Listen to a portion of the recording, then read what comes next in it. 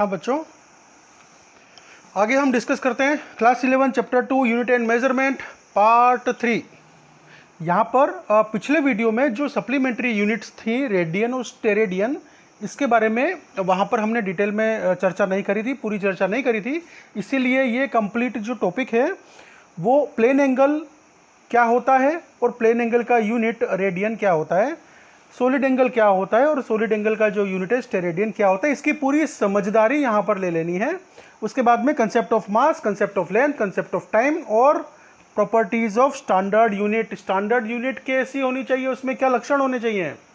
तो शुरू करें। प्लेन एंगल, देखो बच्चों सीधी सी बात है, यहाँ पर प्लेन लिखा हुआ है, मतलब कि ये वो एंगल है जो किसी प्लेन में बन रहा है, ठीक है ना। देखो प्लेन एंगल किसको कहते हैं।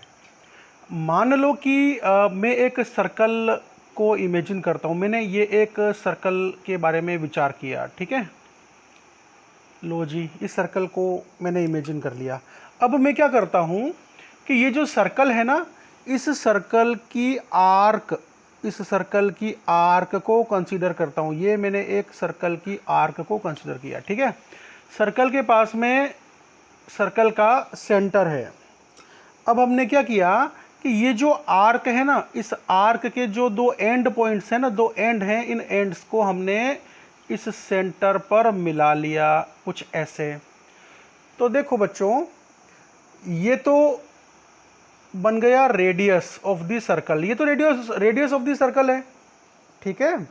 अब ये जो पर्टिकुलर एंगल बनता है, इस एंगल को मैं थीटा कहता हूं, और ये जो थीटा है ना, यही प्लेन एंगल है थीटा, ठीक है। अब देखो प्लेन एंगल क्या होता है, तो मैं कहूंगा कि कोई भी आर्क,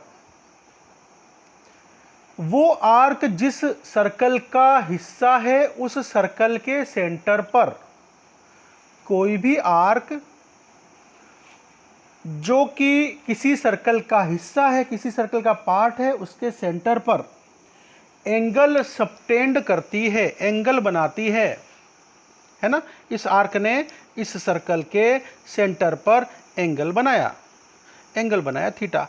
तो ये जो एंगल बनाया, ये जो एंगल सबटेंड किया, इसी को ही मैं प्लेन एंगल कह रहा हूं। अच्छा, ये प्लेन एंगल कितना होता है, तो मैं आपको अभी इसी चैप्टर में बताऊंगा, पैरेलैक्स मेथड से एंगल फाइंड आउट करना। तो देखो मान लो कि ये जो आर्क है, उसका जो लेंथ है आर्क का एस है, ठीक है। तो हम क्या करते हैं कि ये जो थीटा इंटू आर, आर्क से सेंटर का जो डिस्टेंस है ना, थीटा इंटू आर, वो एस के बराबर कंसीडर करते हैं। मतलब ये हुआ theta into r is equal to s. इसका मतलब theta is equal to s upon r, ठीक है। अब देखो जो हमारा प्लेन एंगल बन गया, वो बन गया length of arc divided by radius of arc. Okay, radius of arc का मतलब यह है कि आर्क जिस सर्कल में है, उस सर्कल का रेडियस। अब ये जो थीटा है ना, इसका जो एसआई यूनिट, मतलब प्लेन एंगल का जो एसआई यूनिट होता है ना, तो वो होता है रेडियन। तो मैंने लिखा यहाँ पर रेडियन, ठीक है। अब हम ये देखते हैं कि रेडियन मतलब 1 रेडियन कितना होता है, 1 रेडियन। तो प्लेन एंगल तो समझ में आ गया ना। अरे भैया, किसी भी प्लेन में आप कोई भी दो लाइन खींच दो, ये लो जी, 2 लाइन खींच दी मैंने। ये दोनों लाइन एक ही प्लेन के अंदर ही है ना, एक ही प्लेन के द्वारा ये दोनों लाइन कंटेन की गई हैं, ये दोनों लाइन, ये लो। तो इनका जो ये क्रॉस जहाँ पर कर रही है, जिस पॉइंट पर ये दोनों लाइन जो एंगल बना रही है ना, वही तो प्लेन एंगल है। उसको मैंने कुछ इस तरीके से बता दिया, है ना, कुछ भी कॉम्प्लिकेशन नहीं है, बिल्कुल सिंपल। चलो 1 रेडियन की बात करते हैं। देखो हम ये कहेंगे कि अगर आर्क की लेंथ 1 यूनिट हो या 1 मीटर हो, ऐसा कहने के बदले, अच्छा चलो ठीक है, कंटिन्यू करते हैं। रेडियस रेडियस अगर 1 मीटर हो तो थीटा कितना हो जाएगा, theta is equal to 1 metre by 1 metre is equal to 1 हो जाएगा, कितना 1 रेडियन। तो ऐसा कह लो कि हम एक यूनिट सर्कल बनाते हैं। यूनिट सर्कल का मतलब होता है कि जिसका रेडियस वो यूनिट लेंथ का है, ये 1 यूनिट का लेंथ का है, मतलब कि 1 मीटर मान लो। ओके, और ये जो आर्क है ना, इस आर्क की लेंथ s, ये भी 1 मीटर की है। चलो जी, इसको भी मैंने 1 मीटर ले लिया, ठीक है जी। अब रेडियस तो 1 मीटर का है ही है, ये रेडियस तो 1 मीटर का है ही है। s is equal to 1 metre, r is equal to 1 metre. तो अगर मैं एक यूनिट सर्कल ड्रॉ करता हूं और उसमें उस सर्कल के अंदर की जो आर्क है, जिसका आर्क का लेंथ 1 मीटर है, ठीक है, तो वो 1 मीटर आर्क लेंथ इस यूनिट सर्कल के सेंटर पर जो एंगल सबटेंड करती है वो 1 रेडियन एंगल कहलाएगा। अब दूसरी तरीके से समझते हैं। देखो, मैं ये कहता हूं कि theta is equal to s upon r, तो यहां पर मैं कंडीशन बोलता हूं एस अपॉन आर रेडियन। तो मैं बोलता हूं कि if s is equal to r, मतलब कि length of arc is equal to length of radius. अगर ऐसा हो जाए तो क्या होगा, तो ये होगा theta is equal to s upon r radian. अब एस और आर इक्वल लेंथ के हैं, आपस में कट गए, 1 1 आया, मतलब theta is equal to 1 radian. Okay, तो बन गई जी मेरी डेफिनेशन। किसकी डेफिनेशन, 1 रेडियन की डेफिनेशन। तो मैं कहूंगा 1 radian is angle, 1 radian is angle subtended bye arc of a circle at a center, arc of a circle at a center, if length of arc is equal to length of radius। ठीक है, तो ये हो गई हमारी 1 radian की definition. चलो अब मैं इसको डेफिनेशन बोलता हूं, ध्यान से सुनना। 1 रेडियन क्या होता है, 1 radian is angle subtended bye arc of a circle at a center if length of arc is equal to radius of circle। Okay, तो बच्चों फिर आगे बढ़ते हैं, बात करते हैं सॉलिड एंगल के बारे में।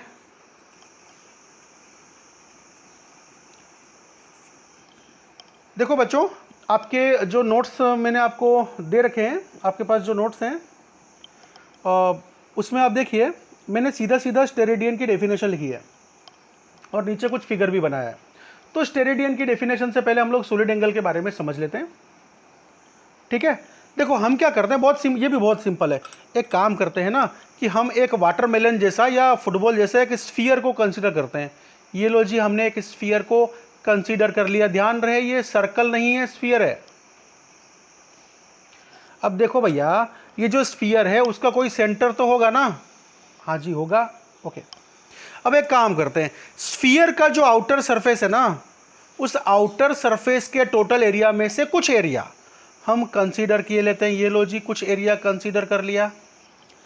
अब ये जो एरिया है ना, ये एरिया इस एंगल, इस सेंटर पर, सेंटर ऑफ द स्फीयर पर कुछ एंगल सबटेंड करेगा। ये एंगल ही सॉलिड एंगल कहलाता है। अब इस फिगर को मैं यहां पे बना लेता हूं। ये एरिया का वो पार्ट है, किसके एरिया का, स्फीयर के आउटर सरफेस एरिया का।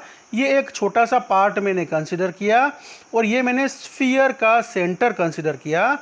तो ये जो स्मॉल एरिया है, ये सेंटर पर कुछ एंगल सबटेंड करेगा।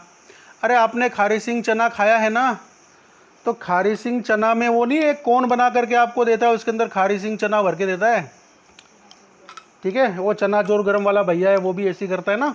ओके, वो आपको ऐसे एक कोन बना के देता है, ये ऐसा कोन बना करके, ठीक है। ओके, तो आप है ना उस चना जोर गरम को खा लो और खा करके अंदर झांको, यहाँ से अंदर झांको, तो अंदर आपको जो ये एंगल दिखाई देगा ना, पूरा के पूरा कोनिकल शेप का जो एंगल दिखाई देगा, ये अंदर की साइड से झांकने पर जो एंगल दिखाई देता है, यही सॉलिड एंगल है। और सॉलिड एंगल को हम लोग सिंबल दे देते हैं रो टाइप का, या इस टाइप का ओम टाइप का सिंबल देते हैं, ठीक है।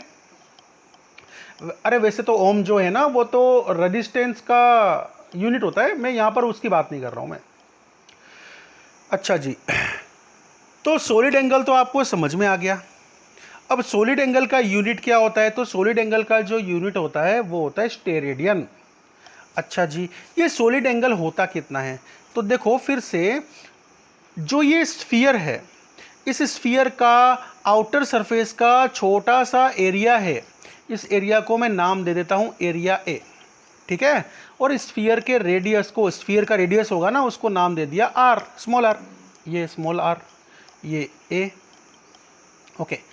तो जो सॉलिड एंगल होता है, सॉलिड एंगल हम कहेंगे solid angle is equal to area which is contained by outer surface of sphere divided by square of the radius of the sphere. ये हो गया आपका सॉलिड एंगल। और सॉलिड एंगल का यूनिट क्या होता है? तो मैं इसको यूनिट के साथ लिख के देता हूं, इसका यूनिट होता है स्टेरेडियन। ये लो जी, यूनिट के साथ लिख दिया स्टेरेडियन। अब बात आती है कि स्टेरेडियन कितना होता है। तो देखो फिर से हमारे पास में वही टेक्निक है, और वो ये है, या तो कह लो कि if area A is equal to 1 metre square, दूसरा R is equal to 1 metre, then अब देखो ये वैल्यू पुट कर दो, ए के बदले 1 मीटर स्क्वायर लिख दो, आर के बदले 1 लिखोगे, 1 मीटर लिखोगे तो ये भी 1 मीटर स्क्वायर हो जाएगा। तो सॉलिड एंगल कितना हो गया? 1 स्टेरेडियन हो गया। तो हम कहेंगे कि तो सॉलिड एंगल जो हम मिलेगा हमको वो 1 स्टेरेडियन मिलेगा। अच्छा जी, अब इसको फिर से कहेंगे कैसे? देखो बात को समझ के अपने शब्दों में कह देनी है, ठीक है। रट्टा मारने बैठोगे तो कितनी लाइन से हजारों हजारों तरह की डेफिनेशंस आपको मिलने वाली, कहाँ तक रट्टा मारोगे, ठीक है। बात को ठीक से समझ लो और सही सही उसको प्रेजेंट कर दो अपने शब्दों में। तो यहाँ पर हम ये कहेंगे कि सॉलिड एंगल में, ठीक है, सॉलिड एंगल क्या होता है? तो हम कहेंगे यूनिट स्फीयर। अब इस स्फीयर का नाम रख दो यूनिट स्फीयर। यूनिट स्फीयर इसलिए नाम रख दिया जिससे कि हमको पता चल जाए कि इसका जो रेडियस है ना वो 1 यूनिट है, मतलब कि 1 यूनिट लेंथ का है, मतलब 1 मीटर है, ओके। तो हम कहेंगे यूनिट स्फीयर का आउटर सरफेस का जो एरिया का पार्ट एरिया ले लो, और वो पार्ट एरिया अगर यूनिट है, मतलब कि 1 मीटर स्क्वायर है, तो ये जो unit part area unit sphere के सेंटर पर जो एंगल सबटेंड करेगा वही 1 स्टेरेडियन एंगल कहलाएगा। अब इसकी डेफिनेशन को लिखने का दूसरा तरीका, तो दूसरा तरीका यह है, आप इस तरह से लिख लो, sigma is equal to A upon, अरे इसको आप सिंबल का नाम कुछ भी बोल दो, ठीक है, is solid angle is equal to A upon R square steradian. अब ये कह दो if A is equal to R square, ठीक है। तो अब आप क्या कहोगे स्टेटमेंट में कि if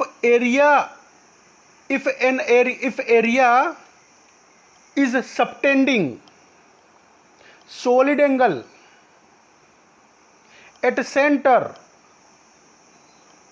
if this area is equal to square of the radius of the sphere, then this solid angle is 1 steradian. चलो जी, ये जो एरिया है वो ए आर स्क्वायर के बराबर हो गया, तो आपस में कट गया ना, 1 1 आंसर आया, तो सिग्मा कितना हो गया? 1 स्टेरेडियन हो गया ना। अरे ये सिग्मा मतलब ये सॉलिड एंगल जो है वो 1 स्टेरेडियन हो गया ना। तो हम क्या कहेंगे? हम ये कहेंगे कि 1 steradian is that solid angle subtended at the center of a sphere by surface of sphere if area of surface of sphere is equal to square of the radius of sphere, ठीक है, okay. तो यहां पर definition हमने समझ ली। चलो अब बात आगे की करते हैं। बच्चों डेफिनेशन नोट कर लो। 1 रेडियन कितना होता है? ओके। उसके बाद में 1 स्टेरेडियन एंगल कितना एंगल होता है, मतलब 1 स्टेरेडियन कितना सॉलिड एंगल होता है? नोट करो, पोज कर लो, आराम से लिखो। और ये मैंने नोट्स आपके लिए बनवाए हुए हैं, मेरे हाथों से ही मैंने बनाए हैं, खुद ही मैंने बनाए हैं। और जिन बच्चों को के पास में अभी नोट्स हैं वो नोट्स खोल करके बैठे हुए हैं, जिनके पास नहीं हैं वे मंगवा लें। मैं आपको अभी नंबर दे देता हूँ, आपको फ़ोन कॉल नहीं करनी है, मैसेज करना है। नंबर नोट कर लो, ये एक ही नंबर है, अलग अलग कलर से लिखा हुआ है। कंसेप्ट ऑफ मास, मास का यूनिट क्या होता है? किलोग्राम। एसआई सिस्टम में मास का यूनिट किलोग्राम होता है। देखो मास क्या होता है, तो मास का एक सिंपल डेफिनेशन हम बोल सकते हैं कि मास वास्तव में क्वांटिटी ऑफ मैटर होता है, मतलब कि मैटर की मात्रा, quantity of matter contained in a body, किसी भी बॉडी के अंदर कितनी मात्रा में मैटर खचाखच भरा हुआ है, उसी को मास कहते हैं। तो छोटे बच्चे ये डेफिनेशन अभी तक सीखते आए हैं। मैटर लिख देता हूं कि कितनी मात्रा में अंदर मैटर भरा हुआ है, तो हम कहेंगे quantity of matter contained in body is mass. अच्छा देखो बेटा, जो ये मास होता है ना, ये दो टाइप का होता है। एक होता है इनर्शियल मास,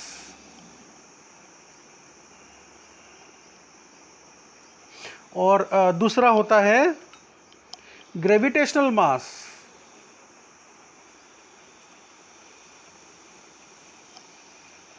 ओहो, मास भी दो टाइप के हो गए सर। हम लोग जो वेइंग मशीन पे खड़े हो जाते हैं और वहाँ पर लिखा होता है कि आपका वेट 65 kg है, तो सर वहाँ पर तो kg लिखा होता है और kg में बता रहे होते हैं, और वेट लिखा होता है। तो सर वेट का यूनिट kg होता है कि मास का यूनिट kg होता है? देखो बेटा, लोकाचार में, लोक व्यवहार में तो ऐसा बोल देते हैं कि जो वेट है उसका यूनिट kg है, वजन, वेट का यूनिट किलोग्राम मान लिया जाता है। लेकिन फिजिक्स में ऐसा नहीं होता। सच्चाई तो यह है कि आप जो वेइंग मशीन पर तुल करके जो माप रहे होते हो ना, वो आपका मास माप रहे होते हो, न कि आपका वेट माप रहे होते हो। ठीक है, ये ध्यान रखना। तो भले ही डॉक्टर साहब लिख दें अपने उस रिपोर्ट कार्ड में कि आपका वेट 75 kg, वो गलत है फिजिक्स के अनुसार। उनको लिखना चाहिए आपका मास 75 किलोग्राम है।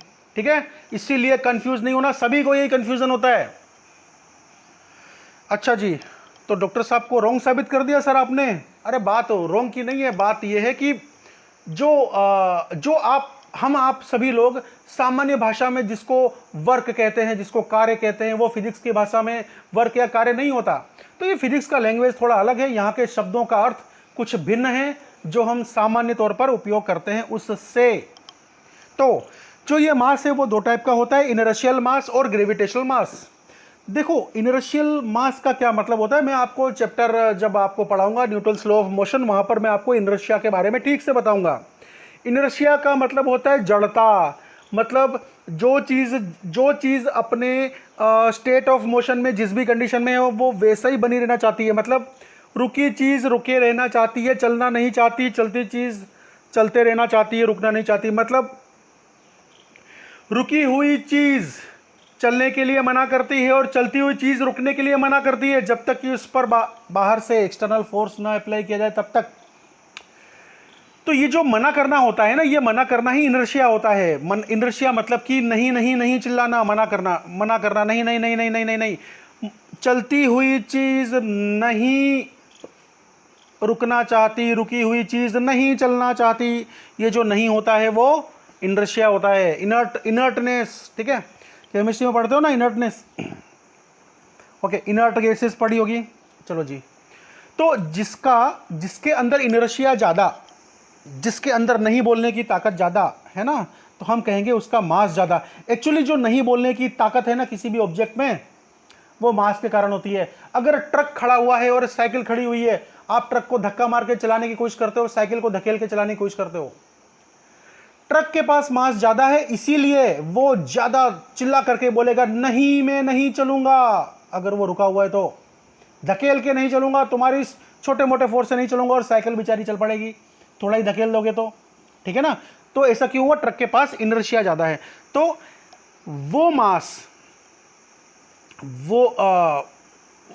मास जिसे समझने के लिए हमको इनर्शिया का सहारा लेना पड़ता है। मतलब measure of inertia of body, क्या measure of inertia of body is inertial mass, ठीक है, नोट डाउन करो, measure of inertia of body is inertial मास।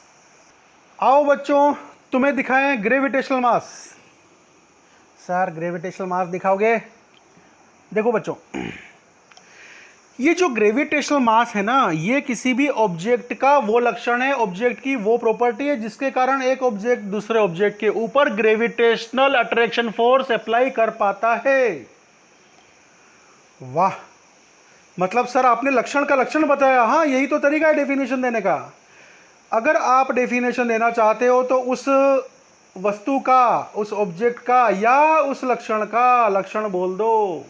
तो मास खुद एक लक्षण है, मास खुद एक कैरेक्टरिस्टिक है किसी ऑब्जेक्ट की, और मास जो कि एक कैरेक्टरिस्टिक है उसको डिफाइन करने के लिए मैं उसकी कैरेक्टरिस्टिक बोल दूंगा। और मैंने बोल दिया कि ग्रेविटेशनल मास किसी भी ऑब्जेक्ट का वो लक्षण है जिसके कारण एक ऑब्जेक्ट दूसरे ऑब्जेक्ट के ऊपर ग्रेविटेशनल अट्रैक्शन फोर्स अप्लाई कर पाता है।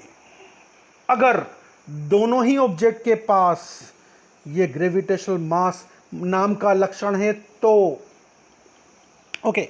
चलो जी, डेफिनेशन लिखवा रहा हूं, लिखो। और जो बच्चे अभी नोट्स लेके बैठे हुए हैं, मेरे नोट्स में ध्यान दो, पढ़ो वहां पे। Gravitational mass is characteristic of body because of which gravitational attraction force is applied by one body on another body which have same characteristics.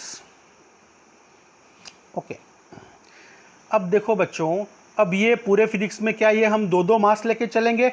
नहीं नहीं नहीं, दो दो मास लेके नहीं चलेंगे। वास्तव में ये दोनों मास ही कंबाइंडली मास कहे जाते हैं। इनर्शियल मास और ग्रेविटेशनल मास इक्वल माने जाते हैं, मतलब एक ही बात है, ठीक है ना। वो तो क्या था कि अलग अलग कैरेक्टरिस्टिक होने के कारण, मास के दो अलग अलग व्यवहार होने के कारण। देखो बच्चों, मास तो एक ही होता है, एक ही चीज़ है, मास तो एक ही चीज़ है। मास के जो लक्षण हैं वो भिन्न भिन्न हो गए थे, अलग अलग हो गए थे, इसलिए उनके लक्षणों की भिन्नता के कारण उनके ये लक्षण लिख दिए थे मैंने, अलग अलग आपको समझा दिए थे। वो होता वास्तव में इनर्शियल मास और ग्रेविटेशनल मास तो मास ही है। चलो जी, अब मास के लक्षण और भी देख लेते हैं, मास की प्रॉपर्टी और देख लेते हैं। कैरेक्टरिस्टिक्स, लक्षण, प्रॉपर्टी ऑफ मास। चलो जी, तो एक मास के जो लक्षण हैं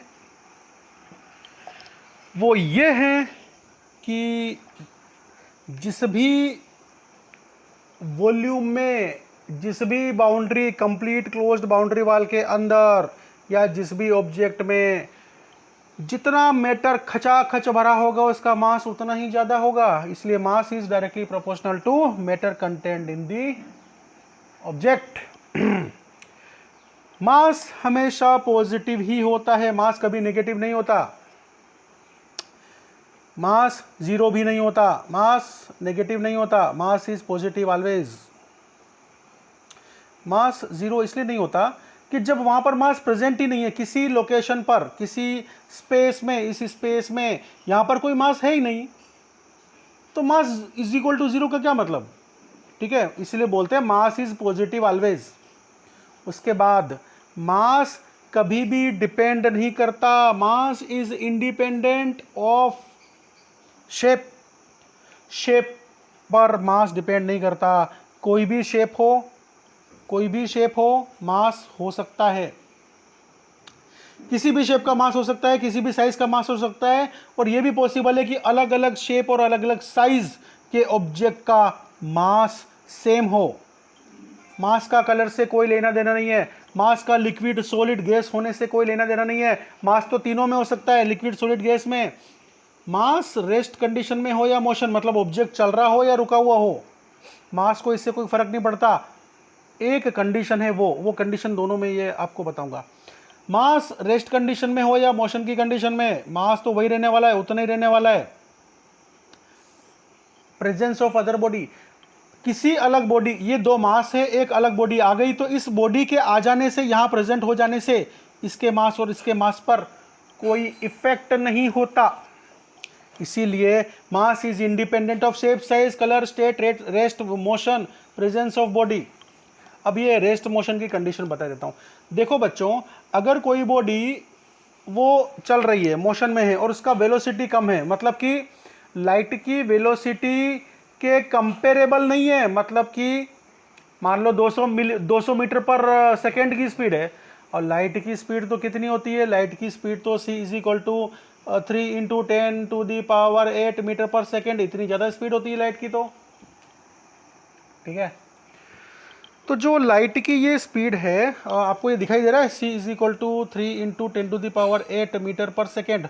अब देखो लाइट की स्पीड तो इतनी ज़्यादा होती है, 200 मीटर पर सेकेंड की स्पीड तो इस स्पीड के सामने कुछ भी नहीं है।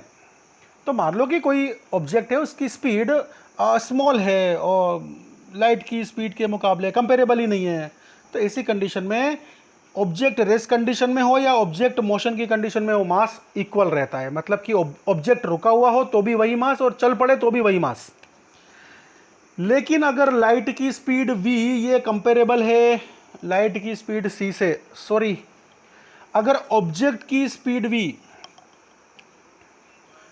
ऑब्जेक्ट की स्पीड v, ऑब्जेक्ट स्पीड, अगर ऑब्जेक्ट की स्पीड ये लाइट की स्पीड के, स्पीड ऑफ लाइट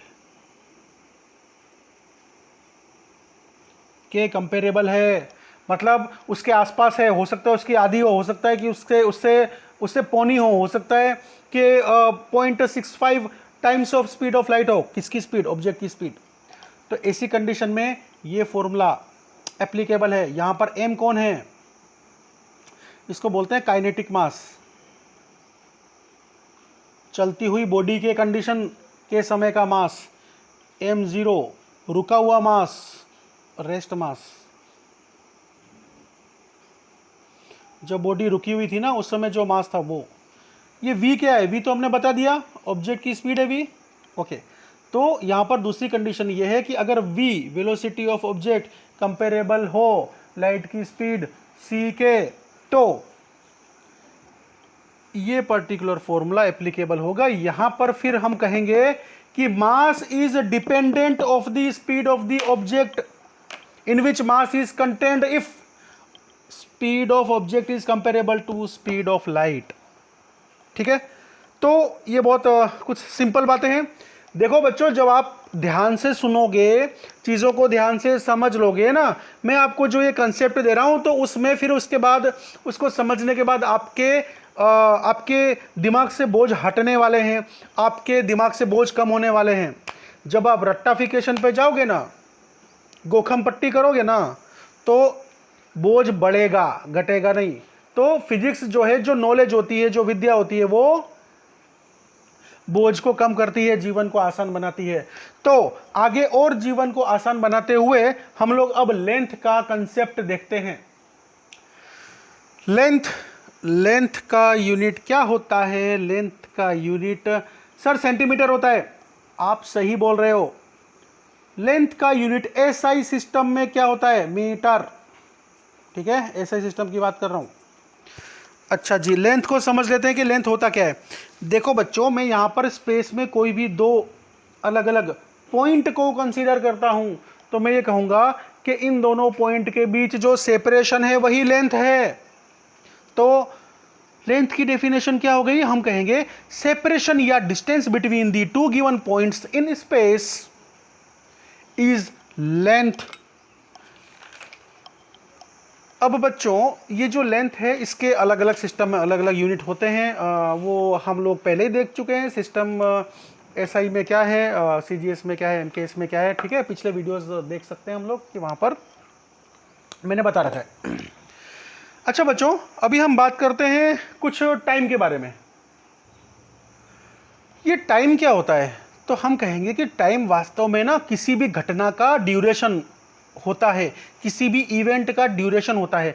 जैसे कि एक घटना शुरू होती है और एक घटना अगर शुरू हुई, एक अकरेंस, एक फिनोमिना शुरू हुआ और वो फिनोमिना कंप्लीट यहाँ पर हो गया, तो जो बीच का जो ड्यूरेशन है ना, इस ड्यूरेशन को ही हम लोग कहते हैं कि ये एक टाइम है।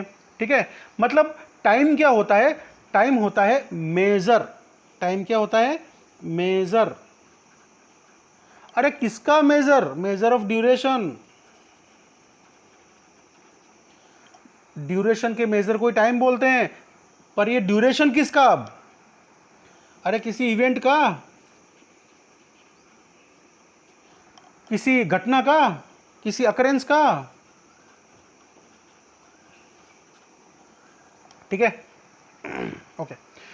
इसको हम दूसरी तरीके से बोल सकते हैं कि जो दो घटनाएं हैं, दो सक्सेसिव घटनाएं हैं, एक घटना दूसरी घटना, ठीक है, तो वो जो सक्सेसिव घटनाएं हैं, तो दोनों का जो स्टार्ट है ना, उनके बीच का जो गैप है वो टाइम है, ऐसा बोल सकते हैं।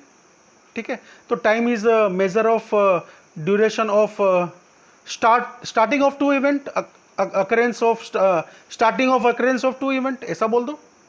ठीक है, तो ऐसा बोल सकते हैं कि time is measure of duration between occurrence of two event. लो जी, ये टाइम हो गया। ठीक है, अच्छा, कोई घटना घटती है, वहां के स्टार्ट से लेके वो घटना खत्म हो गई, इसके बीच का ड्यूरेशन टाइम। तो इस तरीके से हम टाइम को डिफाइन कर सकते हैं ना। तो time is the major of duration of event और फिनोमिना। कब तक? जब तक कि वो एग्जिस्ट करता है, लास्ट। ठीक है, अच्छा, ये जो टाइम है, इनके बहुत सारे यूनिट होते हैं। इसमें हम एसआई सिस्टम की बात करें तो जो सेकेंड है, SECOND, जो सेकेंड है वो एसआई सिस्टम का यूनिट है टाइम के लिए। अच्छा जी, अब ये जो टाइम है, इसकी प्रॉपर्टी के बारे में देखते हैं। तो टाइम कभी भी नेगेटिव नहीं होता। ठीक है, टाइम तो हमेशा आगे आगे बढ़ता रहता है ना। तो जो टाइम ड्यूरेशन है या जो टाइम है वो तो पॉजिटिव ही रहने वाला है।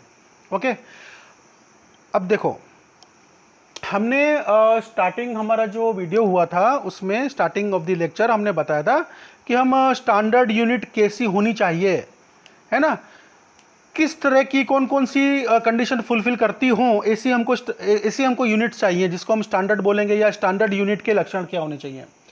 तो हम लोग इसके बारे में अब देख लेते हैं। Properties of standard units. चलो जी, स्टैंडर्ड यूनिट की प्रॉपर्टी देख लेते हैं। जो ये स्टैंडर्ड यूनिट है ना, ये वेल डिफाइंड होनी चाहिए। अगर ये वेल डिफाइंड नहीं हुई और हमने डेफिनेशंस को हमारे देश में, भारत ने कहीं कुछ और, जापान ने कुछ और, अमेरिका ने कुछ और समझ लिया, कंफ्यूजन रहा, तो हम आपस में ट्रेड नहीं कर पाएंगे, व्यापार नहीं कर पाएंगे। क्योंकि हम कहेंगे कि 10,000 मीटर कपड़ा भेज दो, तो उनका मीटर कुछ और है, हमारा मीटर कुछ और है, उन्होंने कुछ और डेफिनेशन को समझ रखा है, तो ऐसे तो गड़बड़ हो जाएगी ना। मतलब कि डेफिनेशन जो है वो ऐसी होनी चाहिए जिसको हम ठीक से समझ सकें, वो वेल डिफाइंड होनी चाहिए, और जिससे कि कोई भी उस नियमों का उल्लंघन ना कर सके ना, वेल डिफाइंड होनी चाहिए। जो स्टैंडर्ड यूनिट होनी चाहिए ना, वो प्रॉपर साइज की होनी चाहिए। अगर वो प्रॉपर साइज की नहीं हुई, मतलब ज़रूरत से ज़्यादा छोटी हो गई या ज़रूरत से ज़्यादा बड़ी हो गई, तो हमको मेजरमेंट करने में प्रॉब्लम आएगी। जो ये यूनिट होनी चाहिए ना, ये रिप्रोड्यूसिबल होनी चाहिए। अगर मान लो कि आपके पास में एक मीटर स्केल है, वो मीटर स्केल से आप 1 मीटर 1 मीटर 1 मीटर करके एक बड़ी सी लेंथ माप लेते हो। पता चला मीटर स्केल कोई चोरी करके ले गया, ख़त्म हो गई, कुछ हो गया, तो आप रिप्रोड्यूस कर सको, या कोई कंपनी या कोई संस्था रिप्रोड्यूस कर सके और आपको दे सके।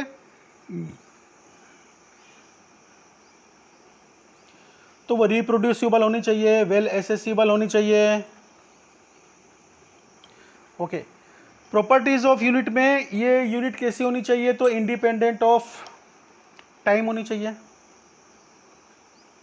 इंडिपेंडेंट ऑफ टाइम, मतलब टाइम से इसका कोई लेना देना नहीं होना चाहिए। अगर आप मान लो मीटर स्केल आज खरीद के ले आए घर पे, और पता चला कि 2 दिन बीतने के बाद वो मीटर स्केल के ऊपर फर्क पड़ गया, किस बात का फ़र्क पड़ गया? टाइम के बीच जाने का फ़र्क पड़ गया। तो फिर कैसे काम चलेगा? स्टैंडर्ड यूनिट के ऊपर टाइम का कोई फ़र्क नहीं पड़ना चाहिए। अब आप अपने लोकेशन से किसी दूसरे लोकेशन पर चले गए, किसी चीज़ को मापना चाहते हो, मीटर स्केल लेके चले गए और वहाँ पता चला कि लोकेशन बदल जाने से आपकी मीटर स्केल वो कुछ कम ज़्यादा हो गई, तो कैसे काम चलेगा? तो ये जो स्टैंडर्ड यूनिट है ना, मतलब कि आपका जो 1 मीटर आपने स्टैंडर्ड यूनिट डिसाइड कर लिया लेंथ का, तो वो 1 मीटर आपके घर पे भी उतना ही 1 मीटर होना चाहिए, देश या विदेश में भी 1 मीटर उतना ही होना चाहिए। तो लोकेशन पर डिपेंड नहीं करना चाहिए स्टैंडर्ड यूनिट, और अदर फिजिकल कंडीशन पर भी डिपेंड नहीं करना चाहिए standard unit, other physical condition, ठीक है। और खास बात क्या होनी चाहिए स्टैंडर्ड यूनिट की? ये इसका एक्सेप्टेंस होना चाहिए, सभी के द्वारा स्वीकार्यता।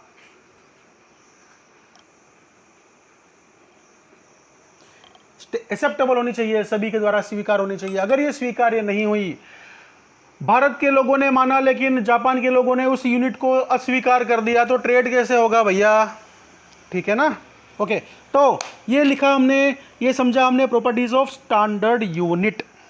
चलिए जी, तो जिन बच्चों के पास में नोट्स हैं वे मेरा नोट्स को साथ में लेके बैठे हैं वीडियो के, और ये नोट्स बच्चों बहुत अच्छे मतलब कंप्रेस्ड नोट्स मैंने बना रखे हैं। इनकी विशेषता ये है कि सारी की सारी बातें जो आप किसी भी बुक में देख सकते हो, वो सारी की सारी बातें जो कि आपके पूरे फिजिक्स को कंटेन करती हैं, वो मैंने लगभग प्रयास किया है कि 25 से 30% पेजेस में कंप्रेस होकर के आ जाए, और कोई भी ऐसी बात ना हो जो कि आपके सिलेबस में ना हो और वो कंप्रेस्ड नोट्स में ना मिले। मतलब आपके इस कंप्रेस्ड नोट्स में आपको सारी इंफॉर्मेशन मिलने वाली है आपके पूरे सिलेबस के बारे में। जो बच्चे एनसीईआरटी पढ़ रहे हैं, जो बच्चे स्कूल और बोर्ड के एग्जाम देने वाले हैं, जो बच्चे नीट और जी कॉम्पिटिटिव टेस्ट देने वाले हैं, उन सभी के लिए ये नोट्स बहुत सोच समझ करके बनाए गए हैं। मैंने इस वीडियो में आपको पहले भी मोबाइल नंबर बता दिया है, फ़ोन नहीं करना है, मैसेज ही करना है। मोबाइल नंबर ये रहा। यहाँ पर हम कथा को विराम देते हैं। सभी को नमस्ते, जय श्री राम।